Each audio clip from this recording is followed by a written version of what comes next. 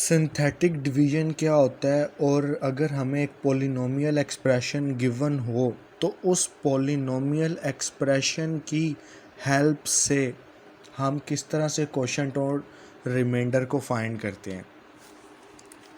तो जो हमारे पास पॉलिनोमियल एक्सप्रेशन है आप इसे इस तरह से लिख लीजिए। आप पे डिपेंड करता है, आप एफ ऑफ एक्स कह दें, इसे पी ऑफ एक्स कह दें। और इस तरह लिखने के बाद जो आपने पहला काम करना है, आपने इस एक्सप्रेशन को लिखना है डिसेंडिंग ऑर्डर।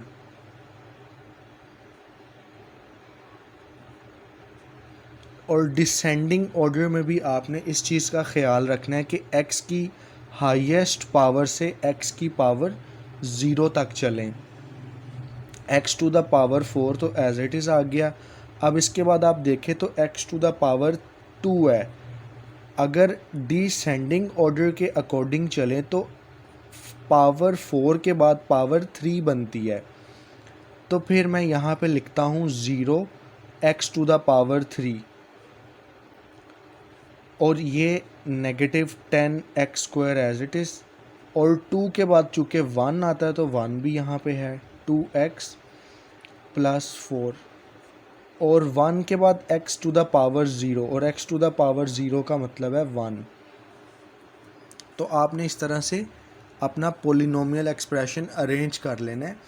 x की डिक्रीजिंग पावर हो यहाँ पे 4, 3, 2, 1 और 0।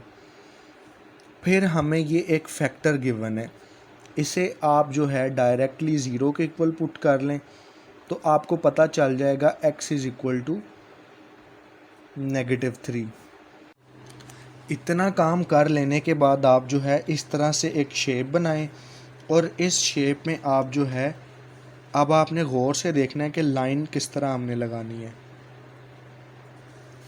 एक वर्टिकल लाइन और जो दूसरी हॉरिजॉन्टल लाइन है वो आपने इस तरह से लगानी है कि जो आपकी जो नोटबुक है 1, 2, 3 उसमें जो थर्ड वाली लाइन है वो आपने मार्कर या पेन से हॉरिजॉन्टल लाइन लगा लेनी है। अब ये जो आपका फैक्टर -3 है इसे आप लिख लें यहाँ लेफ़्ट पर, इस लाइन के लेफ़्ट पर। और इस f ऑफ x या p ऑफ x इक्वेशन के जो कोफिशेंट्स हैं उन्हें आप यहाँ ऊपर लिख लें। तो x टू द पावर 4 का कोफिशेंट 1 है, 1 हम यहाँ लिख लेंगे। x³ का कोफिशेंट पॉजिटिव 0 है तो 0 लिख लेंगे। x² का कोफिशेंट -10 है तो स्पेस छोड़ के थोड़ी थोड़ी सी तो इसे लिखते जाना है। और x का कोफिशेंट -2 और ये चूँकि 4 एक अलग कांस्टेंट है तो ये हम ऐसे लिख लेंगे। ये करने के बाद आपने एक एरो लगाना है जिसकी डायरेक्शन डाउनवर्ड हो। इस एरो का मतलब है ये जो 1 है ये नीचे वैसे ही लिखा जाएगा। अब इसके आगे से आपका असल सवाल शुरू होता है। अब आपने ये जो लाइन है पेपर में नहीं लगानी, ये सिर्फ आपको समझाने के लिए है। ये -3 का एरो जो है इस 1 की तरफ जा रहा है, मतलब इन दोनों नंबर्स को मल्टीप्लाई करवाना है। 3 × 1 3, बल्कि -3 × 1 -3, तो आप यहाँ पर लिख लें -3।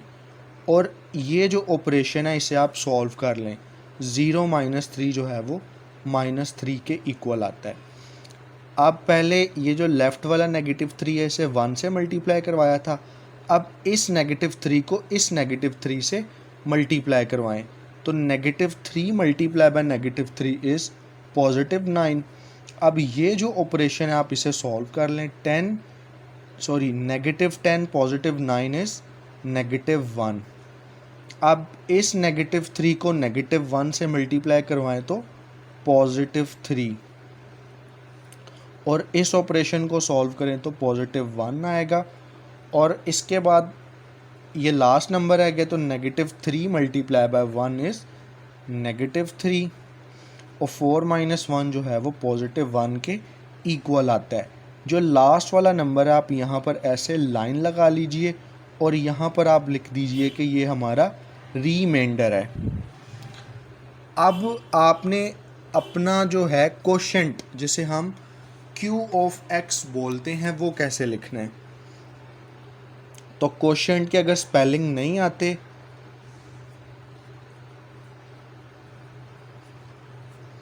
तो आप सिर्फ Q लिखकर आगे x लिख दे तो फिर भी चलेगा। अब आपने ये जो सारे आपके कोफिशिएंट्स आए हैं, ये वाले, इसको लास्ट वाले को छोड़कर इन सब को अब आपने लिख लेना है। जैसे मैं लिखूँगा 1, उसके साथ x, फिर मैं लिखूँगा -3x, -1x, +1 और x। अब ये तो लिख लिया। अब आपने इनके साथ पावर्स लिखनी है, तो यहाँ से स्टार्ट करें 0 से। 0, 1, 2, 3, ये हमने लिख लिया कोशेंट। और जैसा अगर आपको पता है कि x⁻0 जो है वो 1 के इक्वल होता है, तो फिर एक स्टेप और करके आप इसे अरेंज करके भी लिख सकते हैं। x³ -3x² -x +1। और एक और अहम बात ये कि 1 जब किसी भी एक्सप्रेशन से, टर्म से, कांस्टेंट से मल्टीप्लाई होता है तो 1 बजाते खुद एलिमिनेट यानी ख़त्म हो जाता है। और जो दूसरी बात आपने लिखनी है वो यहाँ पे लिखना है रिमाइंडर।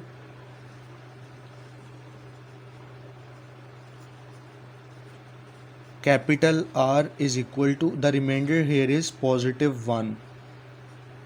अगर ये 2 नंबर का शॉर्ट पेपर में आता है तो एक नंबर आपको इसका मिलेगा और एक नंबर इसका मिलेगा।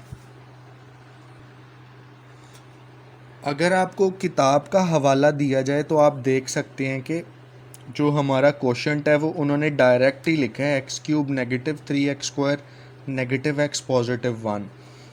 अगर आप इस वाली लॉजिक को याद रख लेना, 0, 1, 2, 3, यानी राइट साइड पर जो लास्ट कोफिशिएंट होगा उसके साथ आपने x की पावर 0 से चलते जाना है, और जहाँ तक x चलेंगे आपकी पावर इंक्रीज़ होती जाएगी।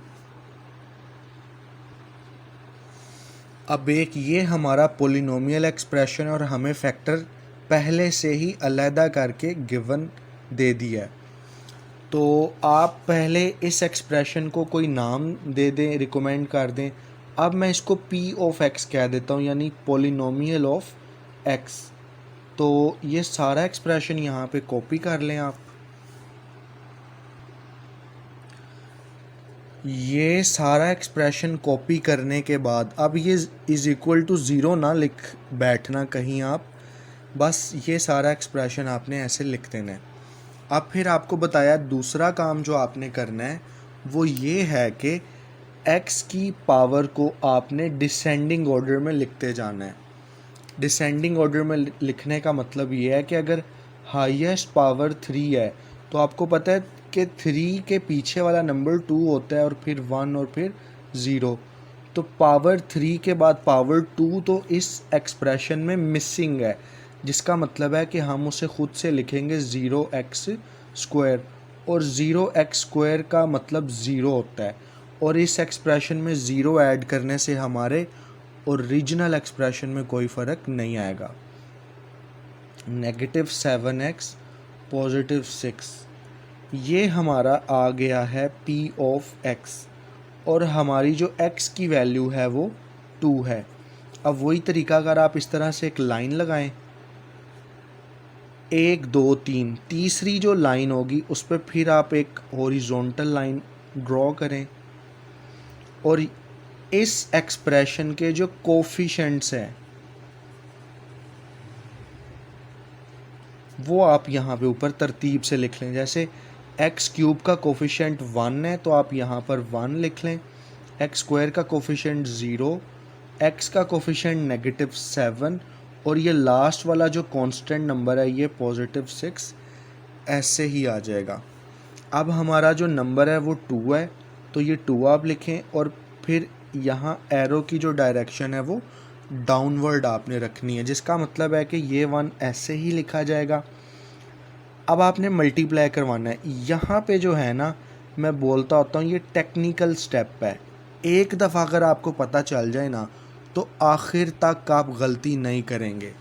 अगर आप शुरू में इस पे तवज्जो को ड्रॉप कर देंगे ना तो फिर समझ ले ये जो कॉन्सेप्ट है सिंथेटिक डिवीजन का, ये आपको समझ में नहीं आएगा।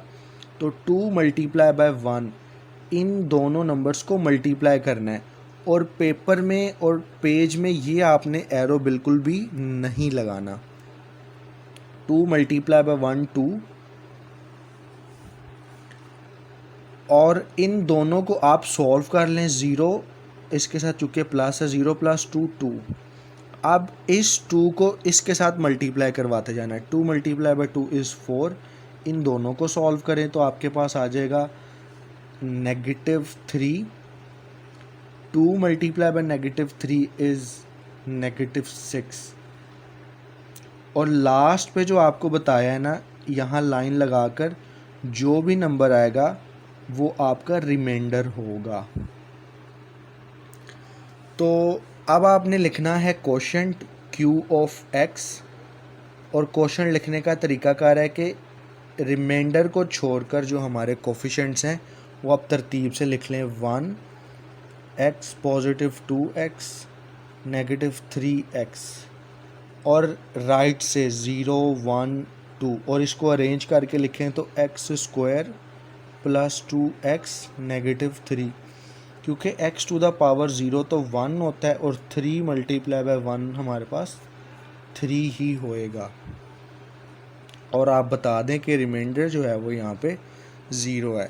तो इस तरह से आपने इसे सॉल्व करके पेपर में करना है।